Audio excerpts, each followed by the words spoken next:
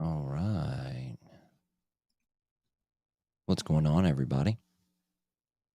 Hope everybody that has already been out trick or treating with their young ones were safe and nothing tragic happened. I know it can be especially for your more prepper on guard type of adults that think a little bit more about their surroundings. This can bring somewhat of a anxious feeling or anxiety about. At least I know that's always been true for me. And I think it has more to do so with the fact that we're pretty sheltered. Um, Obviously, me growing up in inner city environment, I was exposed to a lot of the the evil ways of people out amongst in the general public. And now that I'm an adult, I've since moved quite a bit away from the inner city, and I do my best to inform my children about those evils while keeping them fairly distant from them until they are old enough to protect themselves.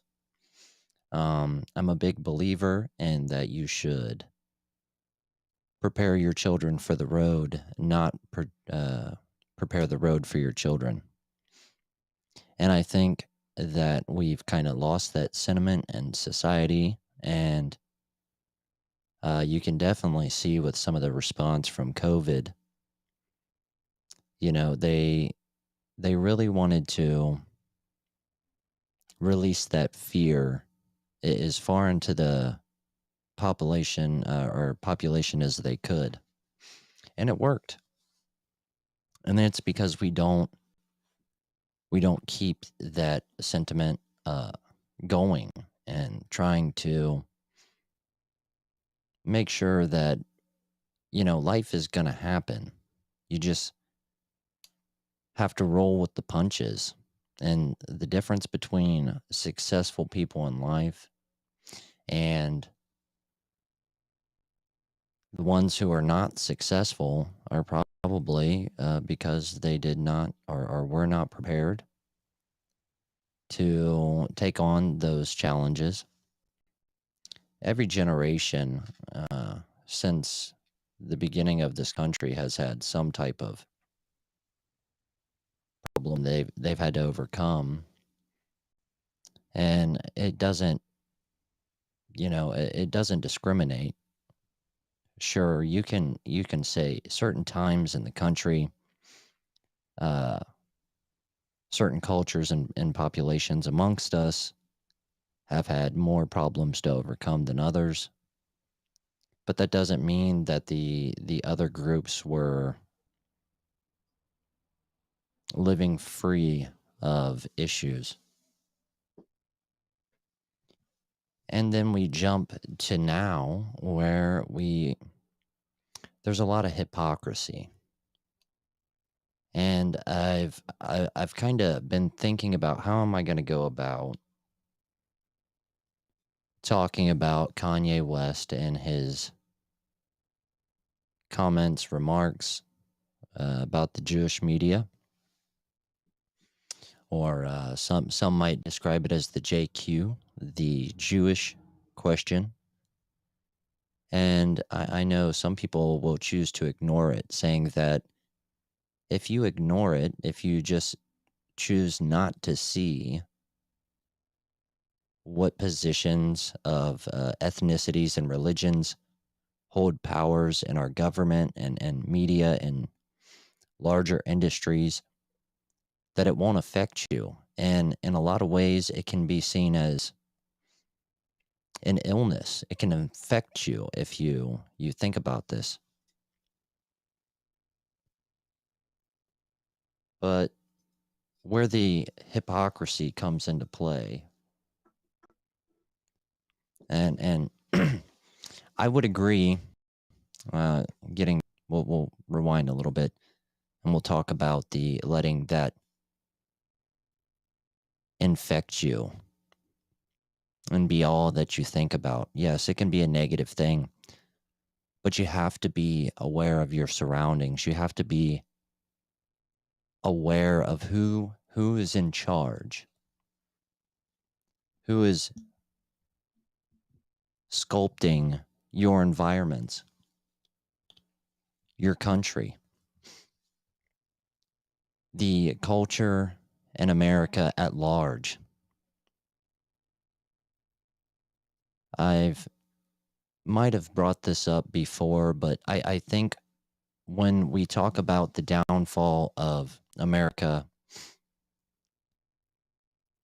we fail to really see the difference in between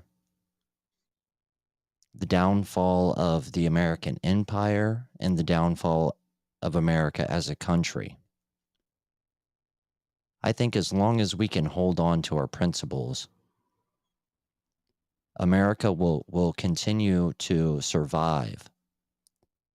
But the empire, the American empire, the government, I think that's where we are in the decline of.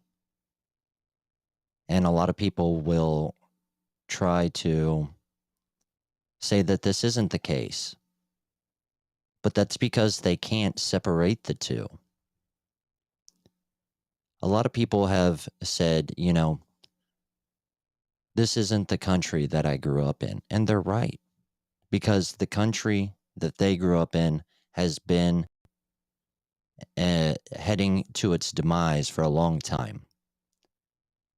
Most powerful empires in our history of human civilization have a lifespan about 250 years, and we are quickly making it to that point in the American empire's time. And what is going to come from the ashes is really up to us and how we are molding and contributing into the growing minds of the youth today. And I know this might seem like a sporadic kind of schizo rant here, but hear me out. There is some connections to this. If you notice a lot of proud, out in the open Jewish media companies, and this isn't singling out the leftist Jewish media, but the conservatives as well. Your Ben Shapiro-esque Daily Wire organizations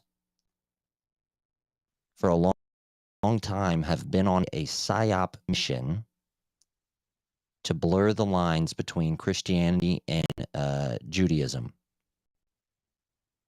They will say that America is a Judeo-Christian country. That is not the case at all. The reason why the Jewish religion and race in America can hold on to this victimhood is because they make up a very, very small portion of the population. So if you were to do percentage of the population Christian versus Jewish, there's a large disparity there. However, for a long time, the small minority of ethnic Jews in our country have made very well plays in the positions that they hold.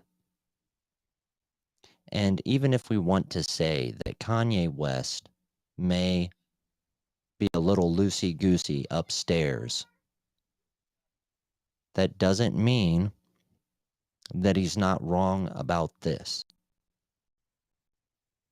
I think that we have to start to make the distinction between those two. To say that there is a Jewish media cult out there that has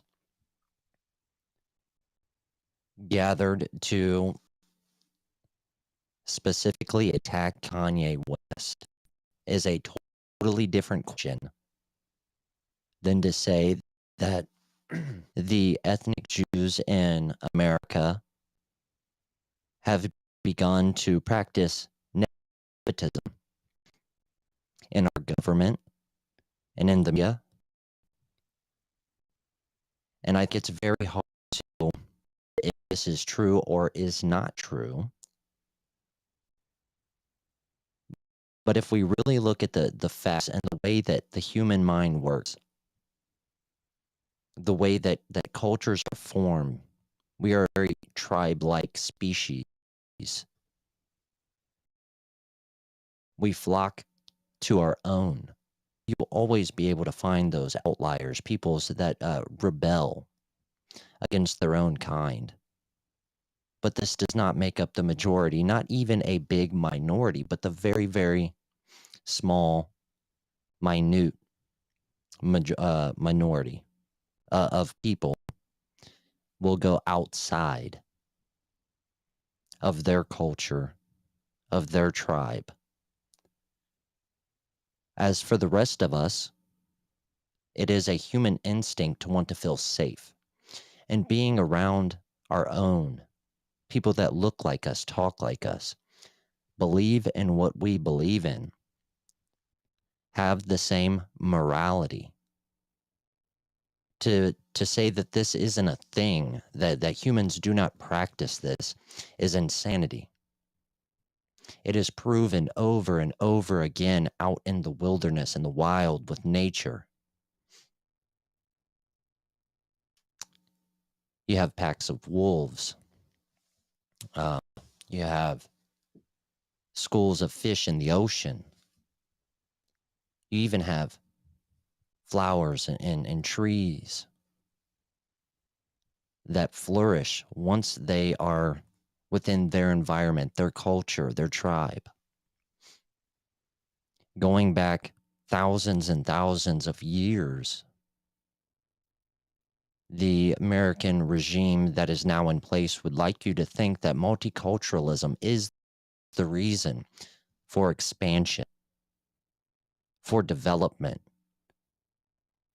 for bringing new ideas to the world, but that's not true at all. Like I said, sure, you have your outliers, but you have to go find them. You have to look them up. They're not right there in the front focus of your mind because they are such a minority amongst this natural phenomenon.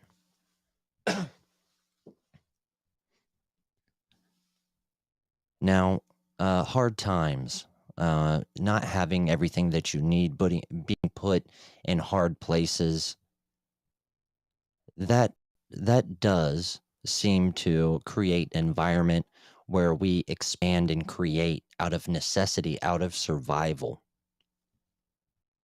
But the people who do it and do it well, they are doing it because their mind is free from worry. And not about what they are trying to overcome, but just for their livelihood.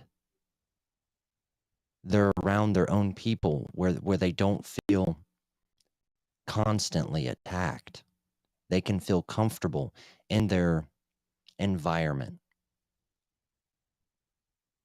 So they can break away from the tribe to put their mind in a state where they can create freely. This is why you have empires in the first place. The Aztecs did not grow such a large empire because of multiculturalism. They had people who looked the same, who thought the same, and they began to build. and not out of selfishness, but out of the human instinct to protect their tribe. And the history books are filled with examples like this.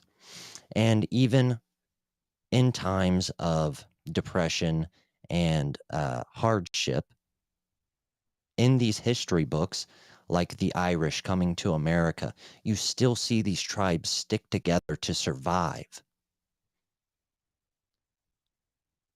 So, with the ethnic and religious Jews in America being such a minority, is it so hard to believe that they would practice nepotism? That if one of them were to reach some type of seat or hold some type of power in the federal government, in Hollywood, that when opening up the door, when lowering down the ladder for people to climb up and make it to the same level that they have achieved, that there wouldn't be some type of biasness. That if they had two equals that could perform the same, who were of same IQ, that the only distinction between the two going for this position was one was a Christian and one was a Jew. Who would the Jew making that decision pick? Well, it's obvious they would pick the Jew. Not only because it is in our nature to survive, to feel safe, to protect our own, but because it is part of their religion. Now, I'm sure you can find faults in every religion, but Christianity in particular has developed and has a proven track record, even with its downfalls, that it has created some of the most successful societies and empires we have ever known. Now, why don't we speak of these large empires that have conquered, have explored, have developed about Jews? Well, in my opinion, and this could be wrong because I know there are a lot of proud Jewish practicing Jews, but it seems almost as if they like to go unnoticed in places they feel that they do not belong until they have practiced nepotism to the point where they have their tribe there with them. They are not the only Jew that has been successful and gained power, but now their tribe as a people have that power. And if the Jewish population in America is good at anything else, it is good at projecting their victimhood. And that's what they do. They sneak in unnoticed, practice nepotism, give power to their own tribe, which is stated, in their holy books, to practice, to help Jews above all. It is not only in their nature, but it is told to them by their God that this is how they are supposed to go amongst living on earth. They cannot steal from another Jew, but they can steal and still be, looked up to as a Jew, just as long as they aren't harming their own people. They have slang words that are meant to disrespect people who are not Jewish, especially with the comments at the forefront and the popularity of Kanye West at the moment. I'm sure we have all heard the word goy. that isn't meant to be something that is uplifting. When a Jewish person calls someone non-Jewish a goy, that is meant to be disrespectful, to be a word that is used when you are talking down to someone that is not your equal. Whereas in Christianity, however, you're supposed to love everyone equally. You are supposed to help thy neighbor with no boundaries, saying, hey, if your neighbor is Muslim, then he is excluded. No, you help your neighbor regardless. This is why Christianity works in the development and the uprisings of empires, because there is a level that we can rise everyone up together. In Christianity, we are taught that we should go out and help the needy, find these victims, and protect them. The same cannot be said for Judaism. And I've had this argument before on this podcast where it's not in the Talmud that Jews are supposed to give their unwilling devotion to Israel. It might not say that word for word in the Talmud. However, it is very clear that that is one of the most important priorities amongst the Jewish population here in America, at least.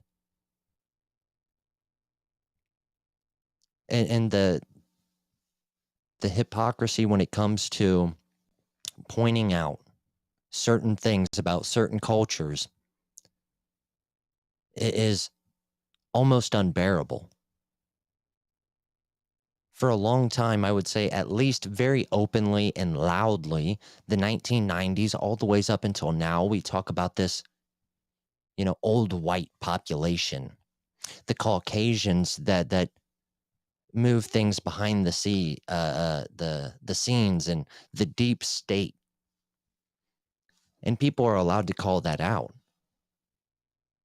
You have this Equal Opportunity Act as if to gatekeep more white people from being successful.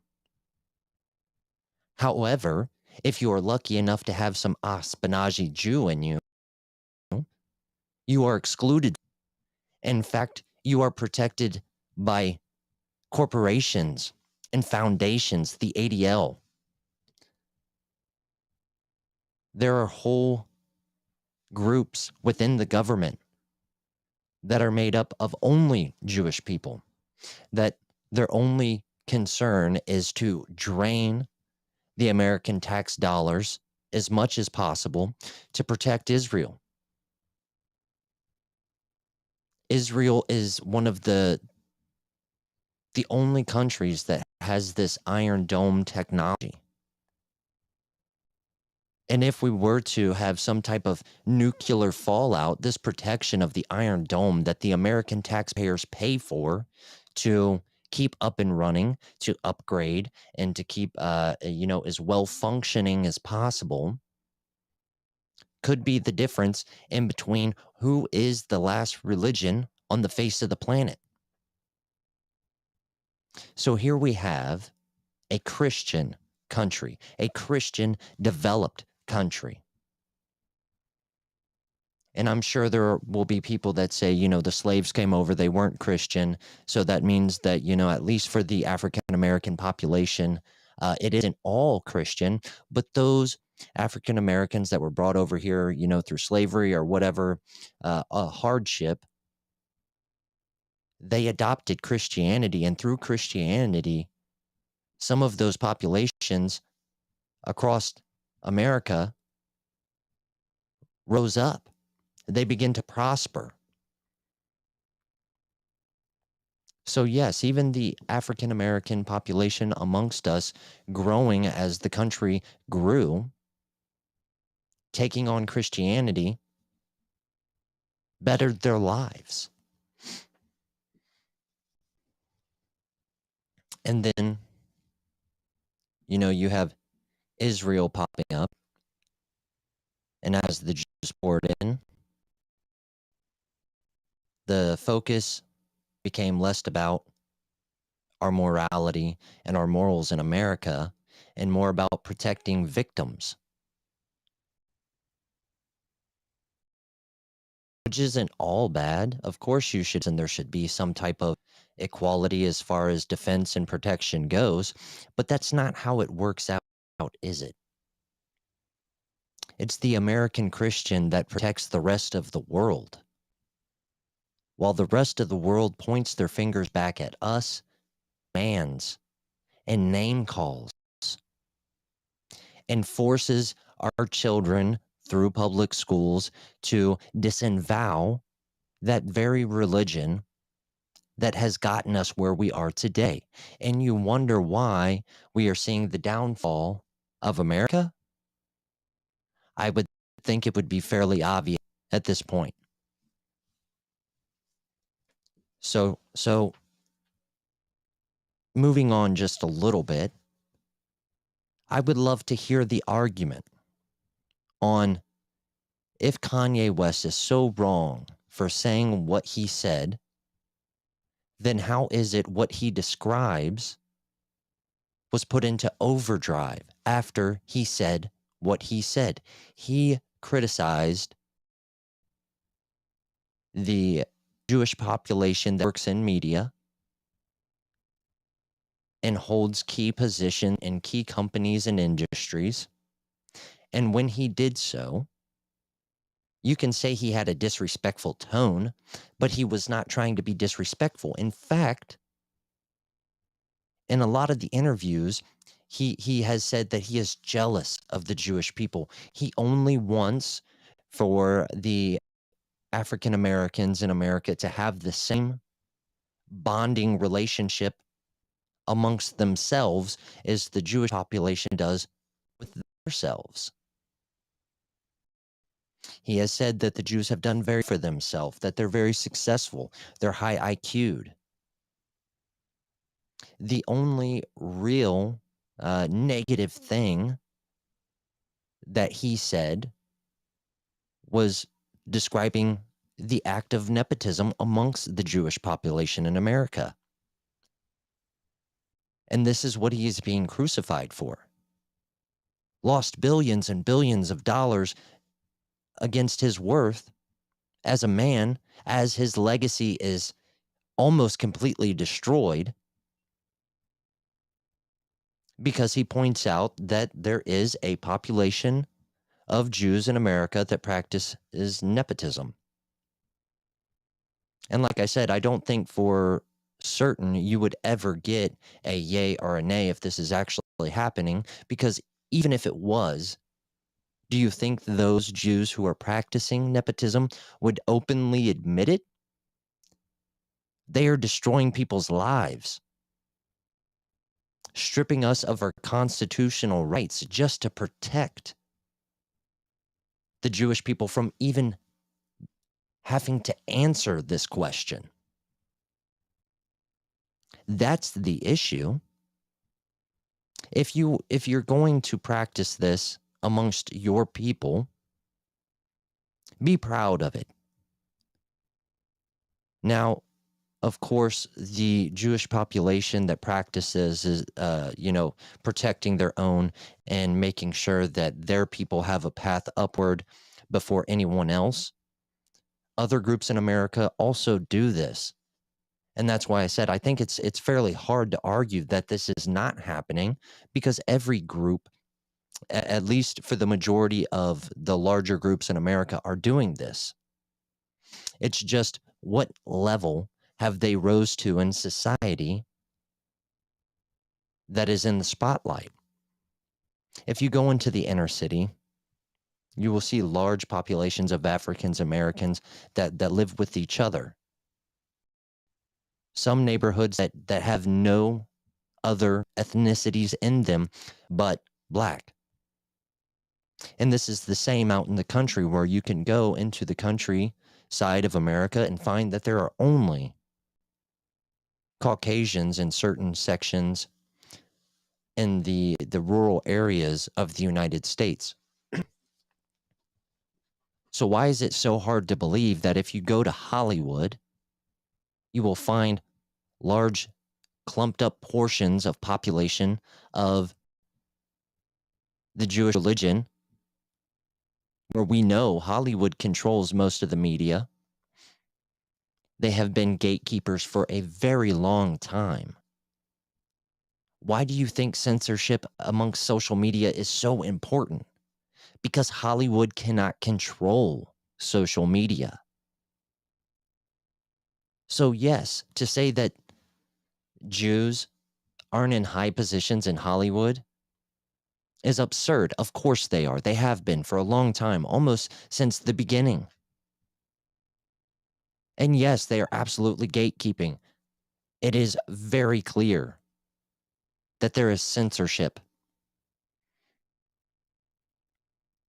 So why do you think that it is so important for them to go so hard in social media? Why do you think it is so important to censor people who point this nepotism out amongst the Jewish population on social media? Because they can't control it. If it is pointed out, people will start to think about it, dissect it, come up with their own rational and real factual ideas. Perception is everything here. And they will use the Holocaust, of course, like they have for years, to say that we have to stop this at all cost. First off, it would be very, very hard to pull off another Holocaust. Flat out. Second, it would probably never happen until there was a major overturn in culture and leadership in positions that hold power, because Jewish people are the ones holding those seats in society. Of course, we're not going to let another Holocaust happen. To even say that Kanye West criticizing the Jews openly on social media could bring about the next Holocaust is more delusional than you could ever point out that Kanye West is in that moment. However, could a Holocaust-like scenario play out in America today? Absolutely. Just not against the Jews. The ADL is going to make sure of that. But with that being said, we can look at the Holocaust and what Hitler did before World War II really began to open its hand and swallow up the whole entire world. There was a lot of things that had to be put in place for him to be able to attack the Jewish people the way he did. And in the same way that he rolled out the development to spread this hatred towards the Jewish population, those same tactics are now being played out against the white population in America. The ADL, the gatekeepers of free speech, pretty much anywhere, media, social media, Hollywood, the government, wherever, have something in their headquarters where they are counting down the days where white people will no longer be the majority in the United States. So even the very people that are supposed to stop things like the next Holocaust from happening are on the sidelines cheering for the downfall of the Caucasian population in the United States.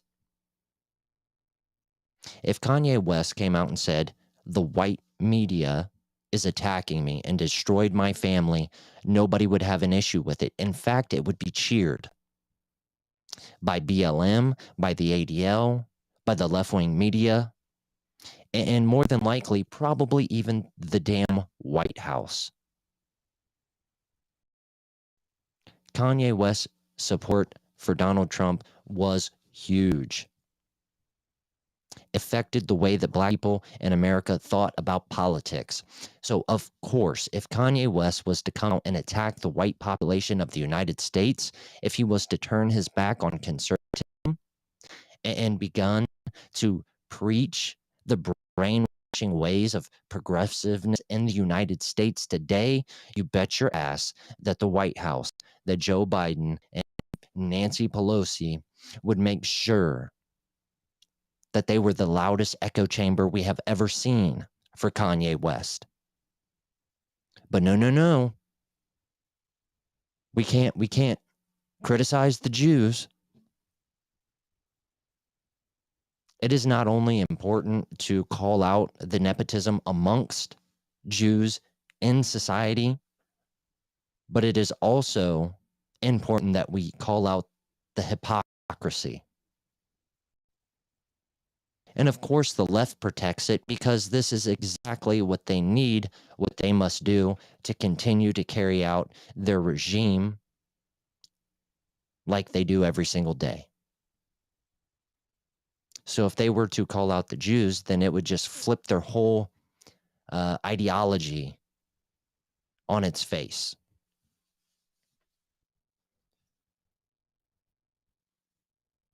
Meanwhile, every leftist, all progressives, all Jews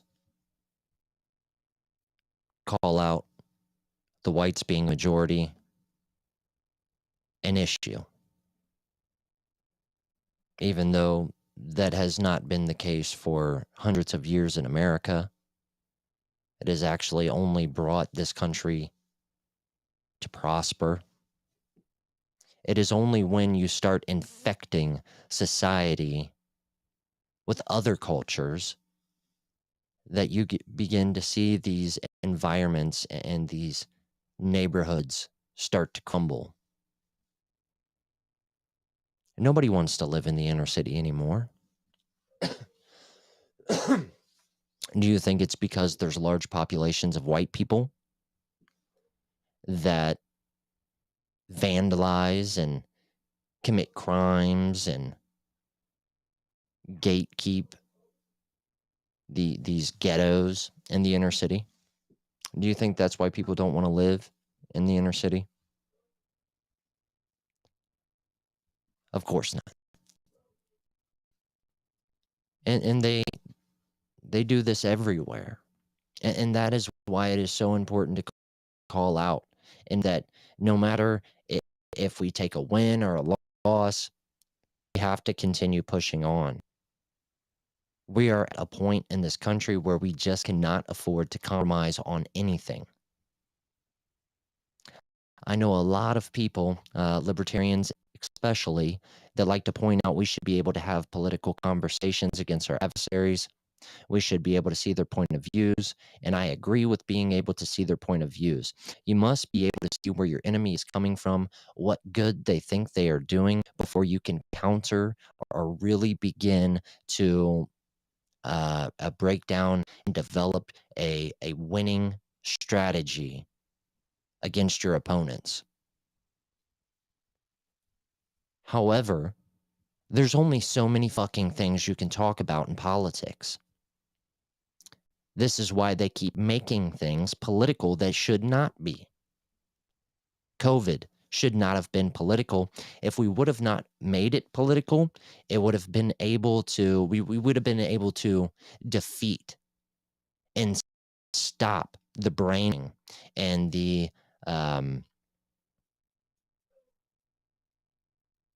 I don't know the word I'm looking for here, but the takeover, the tyranny that COVID brought, if we were able to think about it on an individual level, if we did not have to begin to dissect COVID into this groupthink scenario.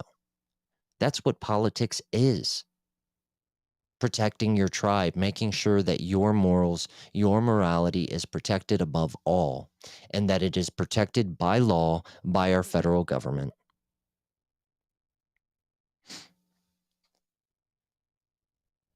And that's why the Constitution is so important. That is the groundwork that keeps each group on the level. That one group cannot silence the other, which we see the ADL and the Jewish media doing to the conservative, the true conservative Christian nationalism in this country. And maybe it is because they have some type of PTSD that is beaten into their brain because they can do nothing but constantly bring up the Holocaust, that the word nationalism is so bad. Maybe it is because of patriotism and nationalism amongst free thinking Christians in America that the Jews feel the need to take everything they possibly can away from those patriots and send it to Israel because they have been so traumatized that way, worst case scenario, these patriots decide to kick the Jews out of America. They have a country to go back to. They have a country to protect them, to go to war with their interest at the forefront.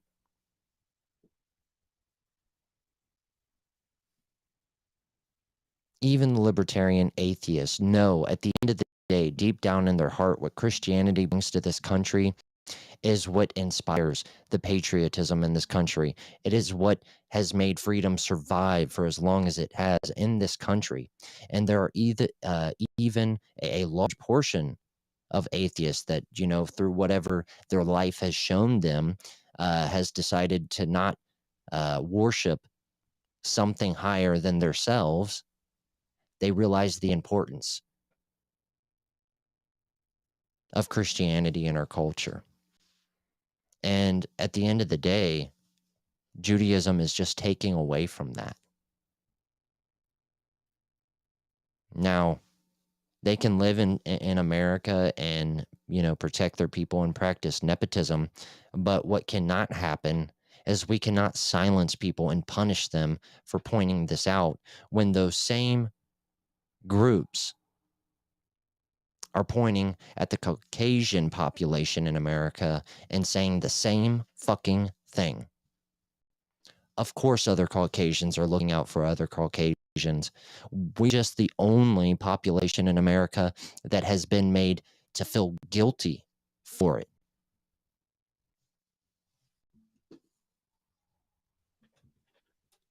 This is why you see the gun violence in the inner city just go unnoticed any and everywhere that media is. But when you see a Caucasian incel, kind of punished youth in America commit a school shooting, that this is the biggest topic for however long it takes to get to the next school shooting. And in some cases, even further than that. Sandy Hook is still at the forefront. They are still using Sandy Hook to punish one of the biggest truth tellers in the United States at this very moment. They have to silence Alex Jones because Alex Jones refuses to not call this hypocrisy out. And sure, like I said earlier, if you only pay attention to the hypocrisy, if you only focus on one group or one thing, it can take you down a dark rabbit hole. And Alex Jones knows this. He's been there. He has got caught up in all the crazy media landslide lying to us constantly that he began to question everything. And not only in his mind, but out loud. And this got him in trouble. Is it right? Fuck no. To punish an innocent person to save millions is not the way that we have to go about this. That's just, it's not who we are. We lost sight of that in our judicial system a long time ago. They would rather let 1,000 people guilty get away as long as they punish someone, no matter if they're innocent or not, instead of protecting everyone. I don't exactly, I always get mixed up trying to bring that thought there. But it pretty much has the idea that you should let 1,000 guilty people off the hook before punishing one innocent person. And we just don't do that in society anymore. We want someone to crucify in the media, the Jewish media. It doesn't matter if they're innocent or not. It doesn't matter if what they did was constitutionally protected. And now and now we are beginning to see that even the punishment for these crimes, even if they were to be guilty, just don't make sense. You're going to punish somebody to pay $1 trillion? Alex Jones would never be able to pay that back. But what they are doing is trying to make sure that no matter how much support he has, how much of the American population is behind him, he can never continue to call out the hypocrisy that lives in our society. And I mean, I think it's so important to really, make sure that we know that calling out the Jewish media doesn't mean we're calling every single Jew in the United States out. That's not the case. There are Jews out there right now that are defending what Kanye West said.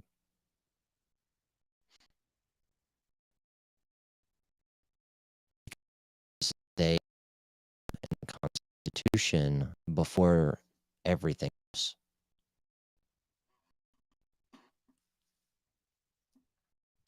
But it is also just as important. I see a lot of people saying, "Hey, if one Jew, let's say Epstein, if he does what he does, that doesn't mean that all Jewish people should be punished for it.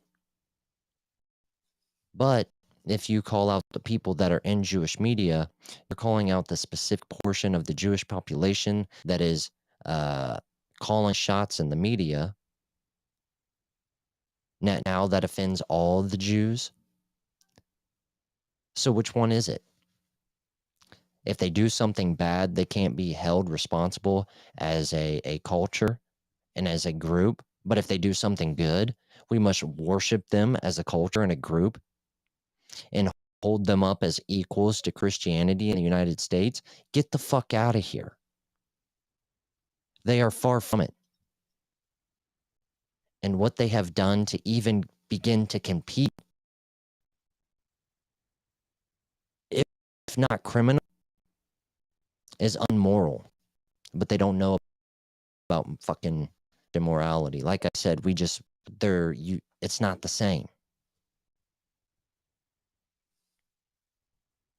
I mean, a large portion of the Muslims in the world have the same kind of outlook as the Jews do towards other people that are not Muslims. That's why you come up with this word infidel that is supposed to be a negative slur against people that are not pure and that do not worship the same God. Christians don't have a word for other people. They can say that you're being blasphemous and that you are a heretic for saying something against our religion, but there isn't a special developed word that is meant to insult somebody that we see as not equal. Because the most important part of our religion, other than our God and Jesus Christ, is that we see people as equals, that we do not judge other people for how they choose to live their life, that we can only try to make them see truth so they can better themselves. There's a huge difference in the society building aspect when it comes between religions. But hopefully that kind of puts something in your heads, man. You can't just say, "Hey, Jews are minorities." No matter how much evidence that you have that 99% of the media or big banks or Wall Street is run by this religion, you say that, you might bring on the Holocaust. How fucking delusional does that sound? Jews will never see another Holocaust because they have since then developed, manipulated the entire fucking world. Jews everywhere else.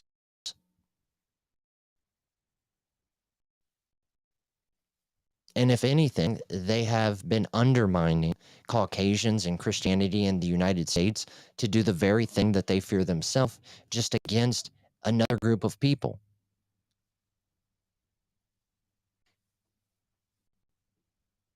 If there is a good reason for not questioning how many Jews hold positions in power across every industry in the United States, even across the world, I'd really like to hear it, because bringing on the next Holocaust is just ridiculous.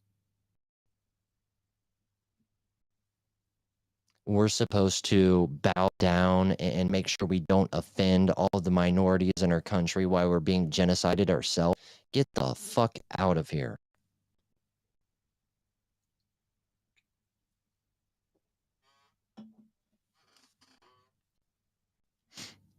Liberalism is destroying our country. A large portion of the people behind liberalism are Jewish. And the others, for a large portion of the other ones that don't believe in this new age liberalism and progressiveness,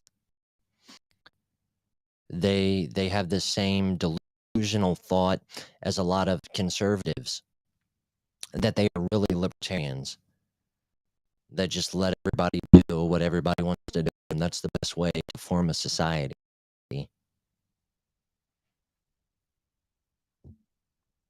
That's just not the way it works.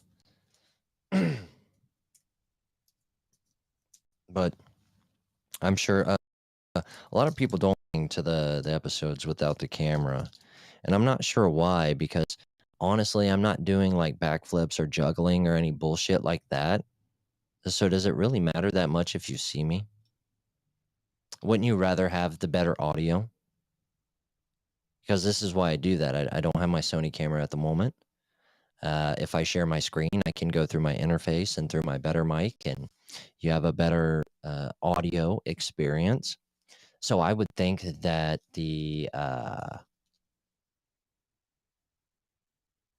episodes where I share the screen with the better audio setup would be more popular, and they just aren't. You'd rather see the cell phone videos, and I think that's because we've in our minds, when people do these crazy kind of frantic TikToks, it's always from their camera phone.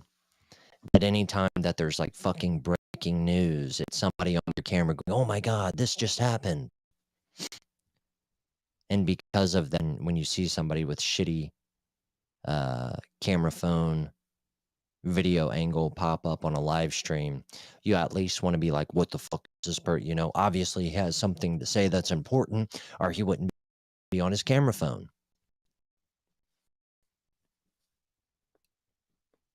So maybe that's why it is. I don't know. I'm still trying to figure this whole podcast thing out. I will say one of the good things about being a shitty podcast and not having a large audience is that I can pretty much do whatever the fuck I want. It's just, I wish there was someone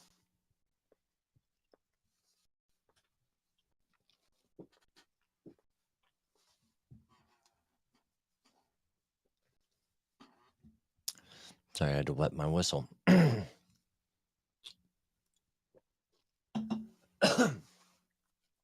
I wish there was, like 1 or 2 viewers just so I know that, I don't sound as crazy as Kanye West. Because I'm sure I can come off like that sometimes. Since we're about an hour in, this is usually where I've been cutting it off since I don't have my camera and a lot of people don't watch. At this point, I'm pretty much wasting my time. So I'm going to talk about something a little bit more personal. It was weird. So somebody called. They didn't say my wife's name, and I know there's this saying, you shouldn't assume. It makes an ass out of you and out of me. But this person pretty much described my wife to a T, um, and some of her everyday kind of habits and what she does, how she goes, amongst her day, to the point where I was like 99.9% sure that this person was talking about my wife. And they were speaking in, singular. They didn't say these motherfuckers. They said this stupid bitch, implying that they were talking about an individual. It was obvious that they were talking about a female because they were using her. And this person doesn't work with the only other female in this work environment. There's only one female that this person has an interaction that is that intimate every single day, that he would be this distraught and know this much about, to be able to complain in such detail. Now, I did walk in mid-conversation, but like I said, I caught enough that I was 99% sure that this person was talking about my wife. And it wasn't so much that he was complaining about my wife. I would not give a fuck. If he was complaining about something that my wife did and it made him that upset, good for my wife, because I don't give 2 fucks about this other person. So I don't care how he feels or how what other people do affect his day. It was the fact that I had been in the room listening to this rant, pretty confident that his whole rant is about my wife, and that he still had the balls to end it with fucking stupid bitch. So it wasn't that he was complaining about my wife. It was that he had the balls to call my wife a stupid bitch right in front of me. Now, I know a lot of liberals and a lot of, fags out there, they want to be like, well, you couldn't bring confrontation into the work environment and that there's rules set in place to protect people. But where I come from, if someone disrespects you as a man, of course you have to be responsible and smart. I couldn't just like pull back and break this motherfucker's jaw, right? I can't do that job to provide for my children. And no matter how disrespectful this individual is being, my priority list holds the well-being and the financial security of my children above almost everything else. But with that said, I don't give a fuck what your Jewish handbook says. I don't care how I'm not confrontational or call out crises. If it's somebody that's a minority or a protected group, which this person wasn't even. He was, I'm pretty sure he's white. But what I couldn't do is I let this go like unnoticed. I couldn't just let this guy go off on this big rant, call my wife a stupid bitch right in front of me, and just go home. So I stepped out of the room, kind of collected myself, made sure that I gave myself those 10 breaths that I can't lose my fucking job. Calm down. But in the same breath, I have to do something. And so I went back into the room. Hey, man, you were raised a little bit different. And maybe you don't find it disrespectful, and this is why you felt that it was okay to do. But where I come from, how I was raised, you don't call a man's wife a stupid bitch right in front of him. If I want to call my wife a stupid bitch, that's one thing. She's my wife. But another man is not granted that privilege, at least not in my presence. It's disrespectful as fuck, and it's not going to happen. I did not raise my voice or try to present myself hostile. But the way this person tried to and cowered down while a fucking ivory pedestal down on me after he was in the wrong just blew my fucking mind. And of course, because this guy, you know, has worked there for a long time and he has like, I don't know, maybe a little bit more sway and say so in the everyday operations, people will tend to end his presence because they know that he can potentially get them in trouble. So this motherfucker stands up and decides white knight for this cat, trying to take the blame, saying he was the one who said it, that he wasn't talking about my wife, not knowing that for me to even bring this confrontation about, I had hyper focused on what was being said and who said it, to the point where I didn't even know where Mr. White Knight was at or what he was saying. So the fact that he was trying to take credit for it almost seemed like he just wanted to be confrontational towards me and trying to escalate the situation and be hostile. It's a real fucking Jewish thing to do. That's exactly what the Jewish media is doing to Kanye West right now. And I don't like white knighting. I don't like social justice warrior type of bullshit, especially in the work environment. But just unfortunately, the kind of ambience that the work industry across America puts off right now is this diversity and inclusion. I think we're going to look back on this point in time in history. You know how they always say, like, people who support Trump's, they're going to be on the wrong side of history. Bro, you have no fucking idea. Imagine 20 years from now being responsible for 40% of the youth, 18 and under, that commit suicide because of some type of gender dysphoria. And to think that you promoted this, you spread it like a fucking plague in our public schools and amongst children that you have no business bringing your wicked brainwashing, gender dysphoria, illusional propaganda. I can only imagine. And I bet you it's going to be a fucking fraction of how bad the people who push the vaccine feel right now. I haven't seen something in a long time that has been as vindicated as people who stood against Pfizer. There might not be a whole lot of facts that are openly being discussed because of how fucking protected Pfizer is. And trust me, the protection will not stop. They will make sure that Pfizer is not held responsible for anything that they have done. But them and the Biden administration, amongst all the globalists across the world,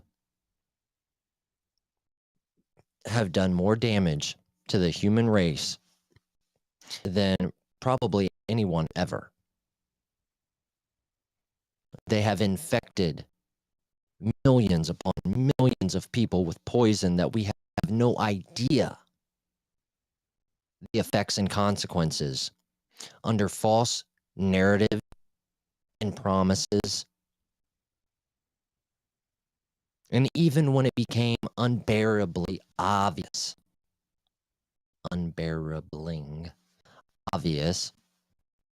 they still tried to shove it down our throats. People lost their businesses, their lives, their careers to this COVID response agenda. And they're never going to openly admit this because they will be held responsible. And these are the type of people that they are. Even though they know they fucked up, they've done more damage to the humanity of the whole entire fucking world. They would rather protect themselves than do what's right. And that's fucking sick.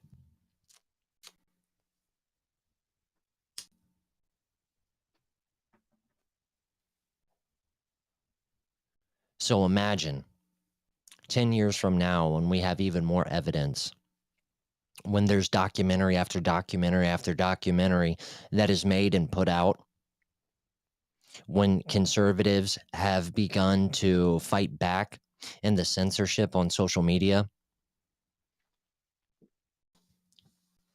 when we actually get a platform big enough to show people all of the malice shit that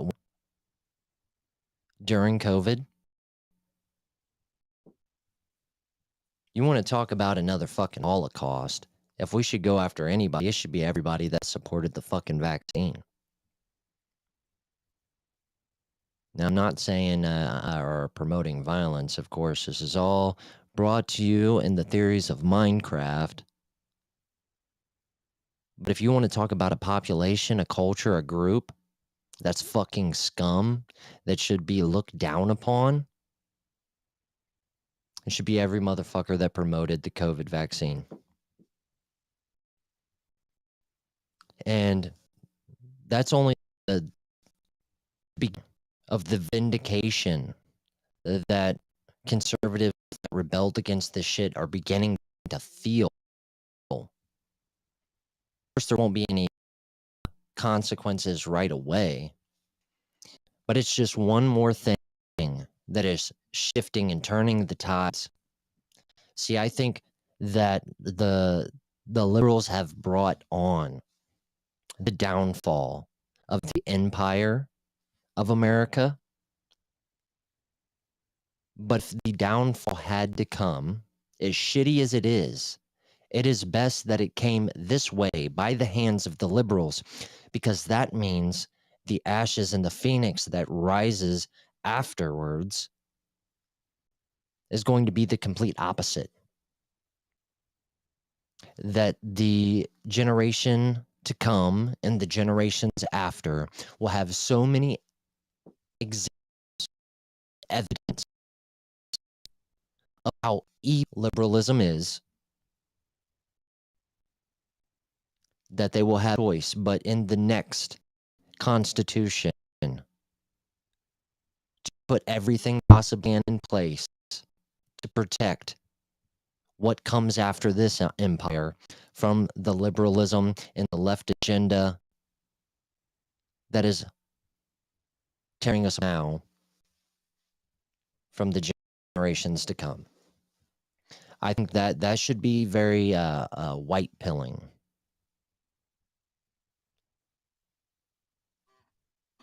Now, if you guys are wondering what's playing in the background, I guess I should have said this at the beginning of the video.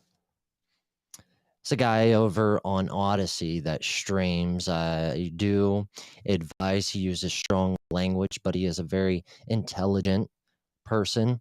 He points out a lot of the hypocrisy amongst all the diversity, inclusion agenda, and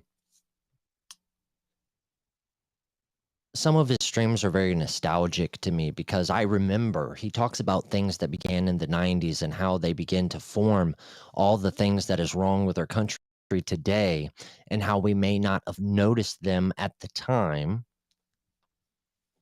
but how they laid the foundation for the liberal takeover that is here today. And that's the thing, right? Like, it's good to look back and notice how vulnerable we were as youths, the mindset that we had, and the propaganda that we were exposed to, so we can teach the next generations to fight against that shit. He can be kind of boomery. He makes fun of boomers a lot, but I don't think he realizes how boomer he comes off. But that's okay, because not all boomers are like the end of the world evil. Some of them are just very not hip, I guess, for lack of a better words.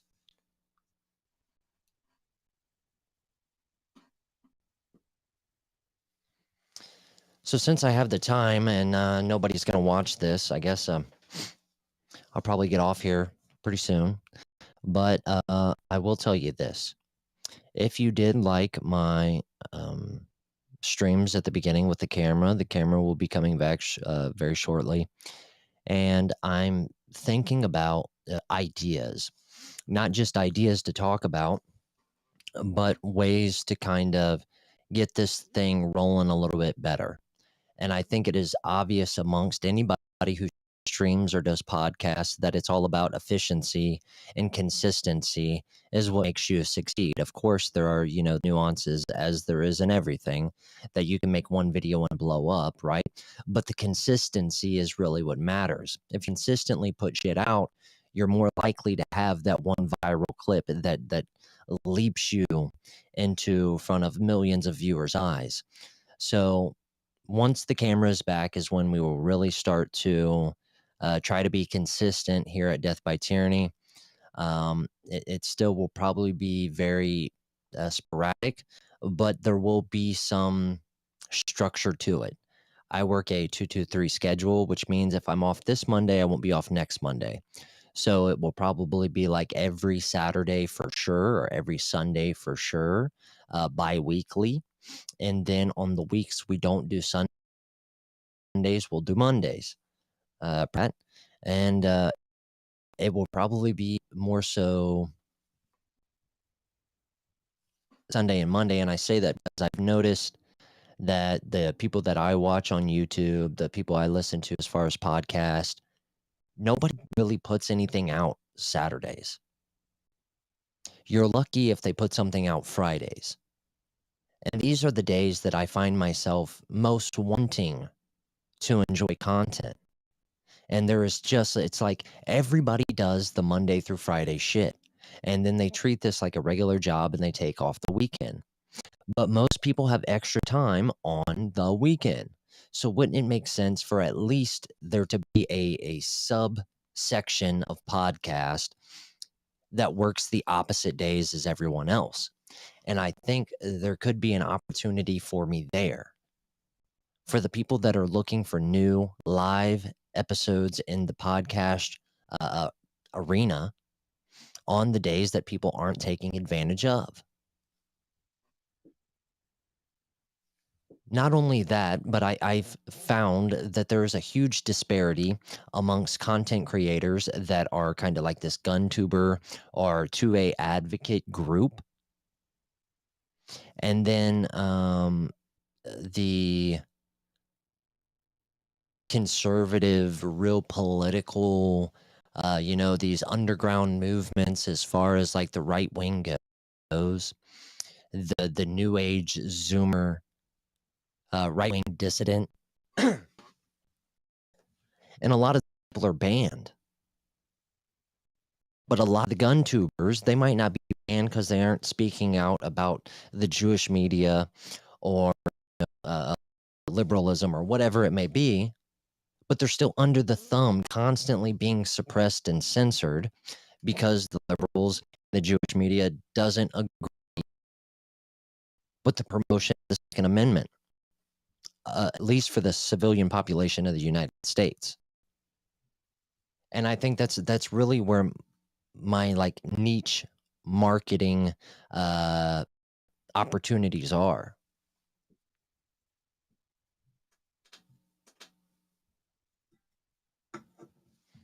I mean, think about it.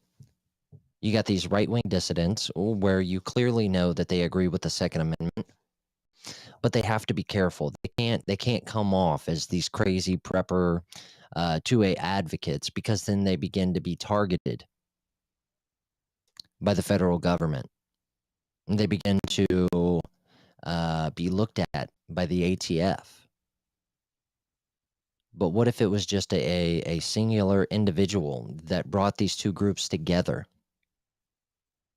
That was the glue between the civilian 2A stronghold, brought to a more educated political conservative stance. I think that we only seek to benefit from those two groups really teaming up, because it's the right-wing dissidents and the underground that are shaping and pushing the culture in the Overton window. And they agree with these Second Amendment supporters, just don't have the time or the focus to be as detailed with the gun industry as the 2A advocates are, even though they're the ones most punished by the liberal politics that are in charge today. You see, the right-wing dissidents want to protect free speech at all costs. The Second Amendment gun-sporting crowd wants to protect the Second Amendment at all cost. But in reality, you cannot have one without the other. So it only makes sense to not separate these two, but to bring these two groups together, put the nuance aside, and protect our Second Amendment rights. Therefore, we have our Second Amendment to protect our free speech. Blammo. Not only do you have subcultures, but you have a real fucking, like, physical movement that will begin to have numbers that are just overtaking any other political movement at any given time. And that's what we really need. There's always going to be individuals that, say, hey, the one most important issue to me is abortion. The one political thing to me is, state rights are for farmers to have protection against big government. But at the end of the day, we just have to really understand that the First and Second Amendment is the foundation for every other political thing that we want to protect. And the Democrats, the liberal media, this deep state Jewish influence, they hate both of those things. The time will come where we can work on the nuance. The time will come when these libertarians that just want to be able to talk and have political conversations with their adversaries and people we disagree with, that time will come. But as for now, that time has passed. The people that believe in patriotism and freedom and liberty are dying. They're being silenced, disarmed. Our focus should be there, not worrying about if we can talk at Thanksgiving about certain political issues. This is why I always bring up the fact that there cannot just walk away without seeing some type of consequence for where their votes have led us. You might be my brother, you might be my family, but if you are openly pushing an agenda that is away my First and Second Amendment, now is not the time for conversation. Now is the time to protect those two things. And that's just how I feel about it. If you want to be one of these libertarians that believes in American patriotism and yah rah rah and Black Rifle Coffee, you can't do any of that shit without the Second Amendment or the First Amendment. And your cowardness to not take a firm stance against people who are attacking us, who are empowering the federal government to hunt us down, literally, is bullshit. Is why those kinds of companies get so much pushback. Because at the end of the day, they will protect themselves before they would protect the idea of liberty and freedom. That's why, they can do all the cool shit they want. They can say that they support gun rights all they want. But if they follow it up with, well, we have to have conversations. We have to be able to discuss and say, hey, maybe red flags are a good idea. Well, the time for that is over. We are hastily reaching the point where you're going to have to take a side and it's going to be not pleasant. So if you want to call out companies like Daniel Defense and all these other big corporations that won't stand up against the ATF, but at the end of the day, you want to do this fucking libertarian back and forth bullshit, you're the fucking same. And that's why you don't want to talk about it. That's why you don't want this Jewish media idea and concept pushed to the forefront, because it's all hypocrisy. And if we take on this idea that this is wrong, that all your criticisms toward other things that you claim to hate can be flipped back on you, doesn't benefit you in the now, doesn't benefit your bank account. So are you really trying to fight for liberty? Is that what you want? Do you want America to go on? Do you want the empire that's crumbling around us to survive? Or do you want to have political conversations with people who want to kill us? Because you can't have both. And that's just where we are in this point of the country. And that's why you're not going to hear Crowder come out and speak up and take Kanye West back media comment. How he talks about Kanye West is that it's wrong that they're suing him for what he said about George Floyd. And I was talking to a buddy at work. I said, hey, I bet you $100 Crowder doesn't say a damn thing about the Jewish media thing. And if he's not going to have Kanye West's back, or he'll briefly say, like, one sentence, like, oh, look at that, and then move on. Now we got to talk about BLM, everything else that every other conservative podcast is talking about, but we're not going to focus on the things that are actually allowing the liberals and progressives to win time and time again. You want to push back against liberals, you have to be in the positions that they are. They're in the leadership positions. So you can either worry about Kanye West saying that the Jewish media is coming after him and that there is a deep state made up of Jews. You can either worry about how that affects a very small fucking minority of this country, or you can take a step back and notice that, this actually makes some sense. That every big bank in the United States is ran by someone who is Jewish, that the mainstream media is largely controlled by one or two people, all of which that are that Epstein spread pedophilia throughout almost, I would imagine it affected like 85% of politicians. If they didn't participate in it, they knew about it, or they did nothing to stop it. And you know who had a lot of ties with Epstein?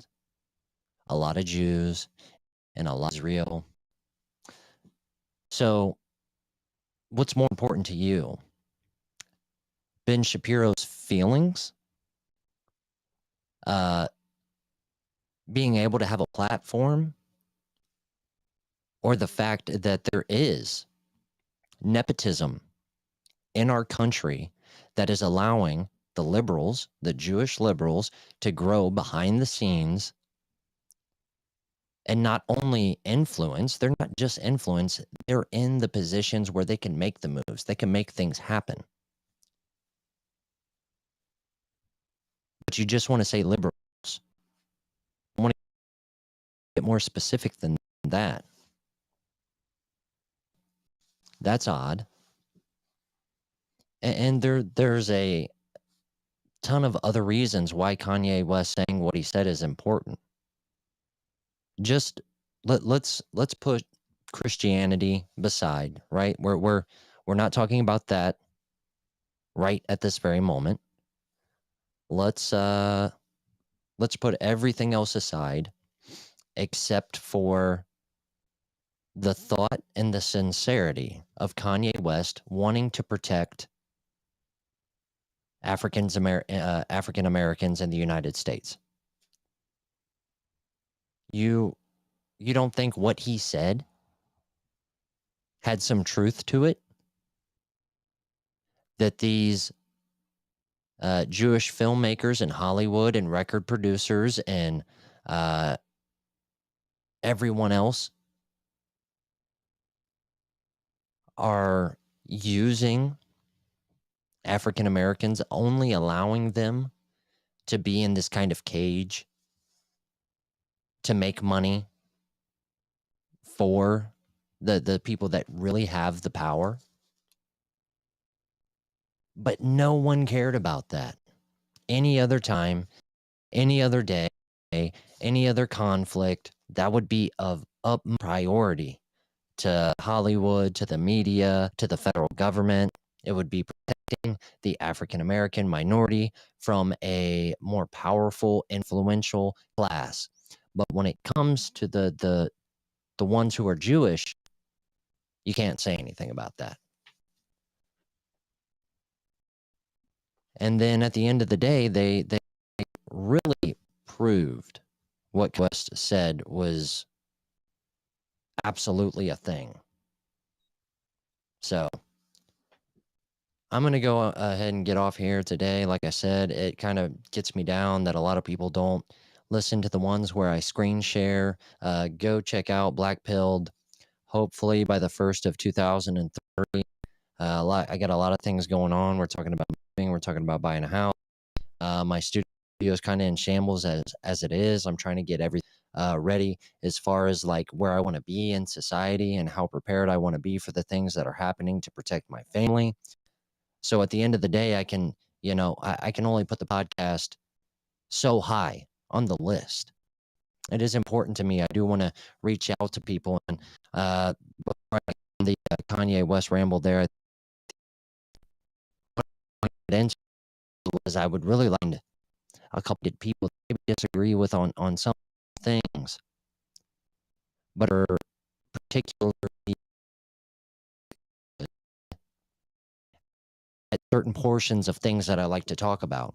It's really good and looking into the economy, and maybe it might have a underlining hobby of communications and ham radios, while finding another guy who is very good at debate and debating in the arena of religions, but also knows a lot about homesteading. And I can be the radical right wing person that I am, preaching to take notice that the reality is there are people out there that are hunting us down one by one, and they are sentencing us to death by their tyranny. With that, guys, I love you guys. Stay safe, prepared. God bless America. God bless everybody else. America first. Peace, y'all.